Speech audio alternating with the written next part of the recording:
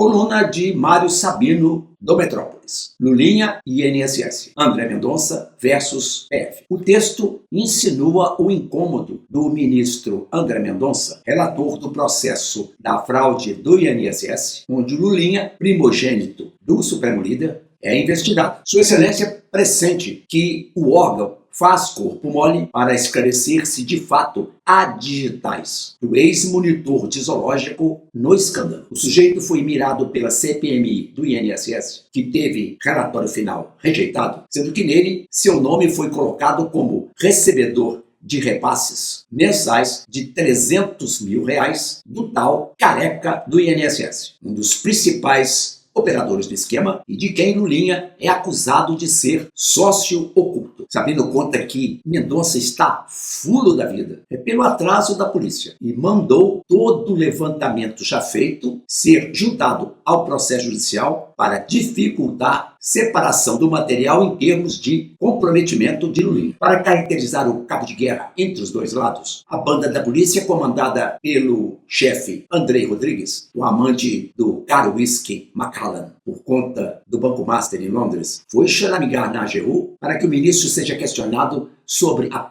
prensa aplicada, alegando interferência na corporação e impropriedade em exigir notificação sobre trocas de delegados na equipe investigativa. No jogo de empurra, a autarquia alega que o trabalho é pesado para uma equipe de apenas 11 pessoas, quando necessário seriam 40. Diz ainda que a desconfiança do relator deveria ser pontificada nos autos, de modo formal, para não sobressair o tom genérico. As viravoltas do caso levantam incômodo na oposição ao governo, normalmente quanto à alegada insuficiência de provas contra Lulinha. As perguntas são várias. Como o ministro reagirá à tentativa de saída judicial para as acusações da PF de sua parcialidade? Será que ela está temerosa de uma possível ordem de prisão de Lulinha por um juiz que não é comensal do Planalto e tem, no rigor evangélico, a marca de sua trajetória? Isso, caso aconteça, teria o condão de prejudicar a candidatura de Lula. Qual caneta é mais pesada? A do ministro do STF ou a do chefe da Polícia Federal? O ministro exigindo mais transparência da polícia está errado no episódio? Querem esconder o quê? Afinal, quem vai vencer o embate? O crente ou o delegado? Quem tem o porrete mais pesado? São somente indagações pueris. O que a gente mesmo torce é pela briga.